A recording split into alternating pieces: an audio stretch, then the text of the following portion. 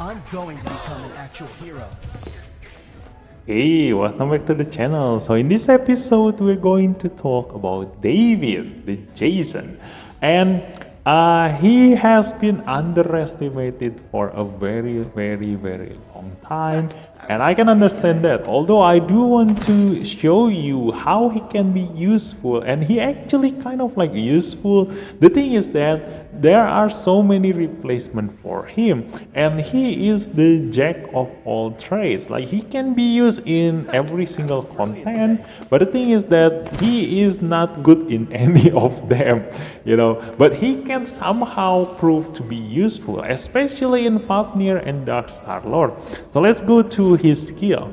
The first skill, Roundhouse Dance, attacks one enemy, damage 130% attack. Quite okay, it's 10% above the normal value, which is 120%, and 100% chance of inflicting attack down for 2 turns. So this is a nice okay bonus, like it increase your teammate survivability by reducing the enemy's damage.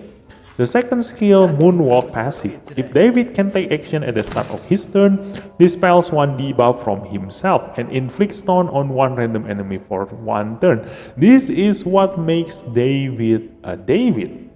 The good thing about him, like, he can never be debuffed by the enemy, because as long as he can move, which means that if he doesn't get stunned, then he can always remove his debuff, and especially upon taking a hit, 30% chance of triggering this effect. So even when he get poisoned, if he get hit a lot of the time, or triggering this thing a lot of the time, or if he has a high speed, then he can remove all those poison debuffs. So he can never be getting attack down or defense down, buff blocker, disease, etc. All those debuffs will never stick into David. He is like a very slippery guy. And the tone, this is what is the best part about David. No, actually not the best part, like the second best part about David, because this is what I call a disruptor. Like, David can destroy the enemy's flow of skill cast. So usually when you are making a team, you have a lineup in mind and you have a skill set in mind that you want to be cast one after the other. This is how you usually build your team around the Esper skills. But if at some point your Esper get taunted in the middle of using your combo, then you gonna break that flow and you won't be able to cast that skill that you want to cast, and the enemy will have no choice but to normal attack David. And this is what makes him really good at disrupting the enemy's flow. And somehow, like, it reminds me of being the rare Esper version of Jiang Juli. Kind of like Jiang Juli is what I think about the first time when I'm thinking about that reliable taunting Esper. So going into the third skill, Curtain Call attacks one enemy 4 times. So it is quite rare to have Esper to hit above 3 multi-hits. So he is one of the Esper that have, like, above 3 multi-hit skill. And this skill has a cooldown of 3 turns, so you can use this quite often, hitting the enemy 4 times. This is why he is really good in Fafnir. And not only that, the damage for the first 3 hits, 60% attack, which means that in total he gonna deal 180% attack and steals 1 buff. And for those of you who knows how to play your Fafnir, then you know that his shield needs to be taken away. Otherwise, I'm not talking about the shield that you need to hit like 12 multi-hits times. I'm talking about the shield that he has with only number 3 on it. Fafnir has another shield that you need to remove. Otherwise, the moment he gets his shield that needs to be hit by multi-hit, if he has that other shield, then he will have like 20. You need to hit him 20 times to break his shield. Hence why stealing Fafnir's buff is really important. And by stealing the buff, it actually gives you more damage, like it increases your critical damage. So this one is a very reliable buff stealer skill. This is why he is a couple together with Chloe in this Dislyte storyline. So Chloe is another expert that is very, very strong and reliable in stealing enemies buff because they do it in multi-hit. So both David and Chloe do the multi-hit buff stealing so that they have more chances into stealing the enemy's buff. But the thing is that Chloe do it randomly, like she hits a random enemy across the fight. But for David, he only hits a single target, so he is more reliable into removing that annoying buffs that makes you unable to kill your enemies, especially someone like Young Julie, and then Fafnir, and then that Oli's invincibility buff, etc. He is really, really good at removing all those things. And damage for the fourth hit, 85% attack, which means that together with the 180% attack in the front, you're gonna deal 265% attack. Not as big as other DPS expert, they can usually go to 270% attack, but 265% attack is quite close to it. And inflict stun for 1 turn, so this is a nice bonus to have. At least the enemy will stay in its place for another turn. Its buff stolen by the first 3 hits allows the 4th hit to inflict AP minus 30%. So only if you manage to steal buffs, then you will inflict this AP down. Otherwise, you won't inflict this AP down. But the thing is that if you manage to steal 3 buffs, that means that you're gonna inflict minus 90% AP down to your enemies, which is insanely strong. But you need to steal buffs in the first place. That's why the only important stats for David is just the accuracy here. The rest you can just spread it nicely because David doesn't really have that nice amount of basic attack, nice amount of basic defense, like nice amount of like his stats is all over the place. He doesn't have any like specialty. Hence why he is the jack of all trades here. And again, the cooldown is only 3 turns, so you can rotate really nicely with this one. Like you're gonna cast this really, really often. So for the growth advancement, if you only want him for that buff stealing ability and then the AP down, like all the other utilities like the taunt and this one, then obviously at level 50 he's already good enough. But if you also want to get that little push into his damage, at least a little bit, then it's okay to increase his level to level 60 like what I do right now, because I used him in PvP, so I increased his level to level 60, but I don't really recommend other players to go beyond level 50 for him, because you do only want his utility.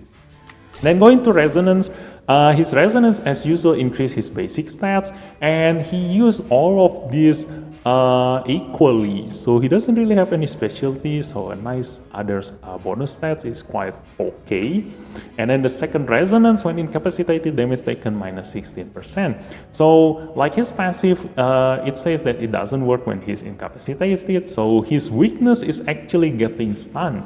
But as long as he doesn't get stunned, he is alright. So with this Resonance, at least when he is stunned, then he will harder to take down, at least, but doesn't really help that much, because that means that he's gonna lose a turn, which makes enemies gonna hit twice, etc, etc. But yeah, it's okay. Okay is kind of like Resonance. The fourth one is important. When attacking, 16% chance of ignoring resist. This is what you want, because when you want to steal the enemy's buff, obviously you want to make it more reliable. So ignoring the enemy resist, make sure that you're gonna steal the buff even, reliable. Now going into his Ascension here, you can pretty much see why he becomes the jack of all trades here. Like balance in everything. Like the first one increase health, second one increase defense, the fourth one increase defense, fifth one increase health, last one increase attack. Like where is your specialty? But yeah, it's okay. One like he has his use, but not really in anything. Like not good in specifically something, but he is alright in anything he wants to do. So the third one is the one that gives upon taking a hit 30% chance of triggering this effect. So obviously if you do want to use him, the third one is okay. But without this one also, he's kind of like still useful. Like if you do want to use him just for the stealing the enemies buff, then you can just make do with only maxing his ability. So if you do have that rare Abilimon lying around and you still have trouble killing your Fafnir or probably progressing in the Star Lord, then it's okay to bring your David here, you know, and the equipment, yeah, just like in Rival Rune here, the game also recommend, the developer recommend you going for Win and Avatara. Avatara is okay, like, you know, he doesn't have anything good on the first skill except for the extra 10% above average damage. So this one is kind of okay, but I do sometimes go with Thunder set, War Machine set, and then the Recurve set, you know, like just he can use pretty much any equipment because he is used for more of his utility rather than his damage or anything else, you know. So we can go, I do want to show you, like, this is my Fafnir team when before I got any of that Mateo, Elaine, or even Yuxu, you know. Like before I got Yuxu, this is my Fafnir team, and I've been using that reliably. But right now in this current banner, like everybody can get their own Yuxu, so David is no longer you know, useful. But if you still have problem with your Yuxu, you can still use David if you do want, but not really recommended that much. But I just do want to show you like how does he fare in, you know, PvE content. Like long ago, I even used David in PvP, and he is quite good as long as the enemy doesn't have, you know, like a stunner. And if you give him enough resist, he can actually resist the enemy's incapacitation debuff. So with the taunting on enemies, like, you know, every time he can move, it's gonna disrupt the enemy's flow of, you know, combo. So he's really good in that, and his damage is quite alright, you know. Like I said, he's not a DPS, his basic attack stats is not that good, but his percentage attack ability on his third skill is dealing like 265% attack damage. So he can deal quite an alright damage, and because he has a bonus on his health and his defense on his, you know, Ascension, he also not as squishy as other DPS. So here's the thing that I'm talking about, you know, the shield on Fafnir, this one, the Anvaris Shard. So Anvaris Treasure is the one that you need to multi-hit to destroy, but this one is what determines the number of stacks of Anvaris Treasure. So if Fafnir have 3 stacks of this Anvaris Shard, that means that you need to hit 20 times on the Anvaris Treasure. But if he doesn't have this Anvaris Shard, then you only need to multi-hit 12 times. So it does, you know, change the outcome on killing Fafnir, whether you're gonna kill him faster or you're gonna kill him slower. And if you can steal this, it increases your critical damage by 30% per stack. So it actually gonna increase your David's attack if he can manage to steal that. Look at that. He is very reliable in stealing this Anvaris Treasure. You know, Anvaris Shard, yeah. So he is very reliable in stealing that. So you can pretty sure make sure that Fafnir will no longer have that Anvaris Shard, and it can make your run smoother. So this is what my Fafnir team used to look like.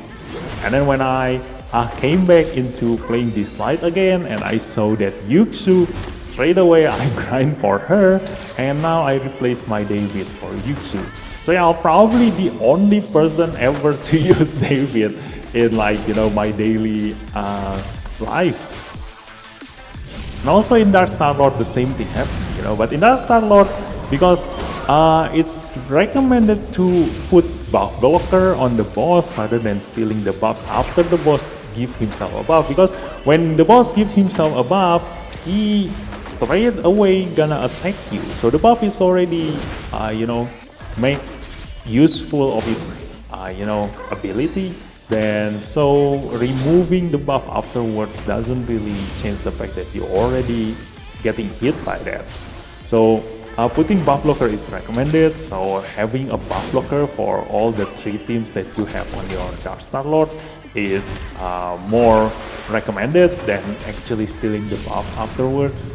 But if you don't really have that reliable buff blocker, then having David can probably help you. But then again, there are a lot of replacement for him, hence why he is not really that useful nowadays. He was still useful like a couple of months ago, but now we have so many aspects that are far more useful than him. So yeah, that is David. So hope you guys get something out of this, and I'll see you in the next episode. Bye bye.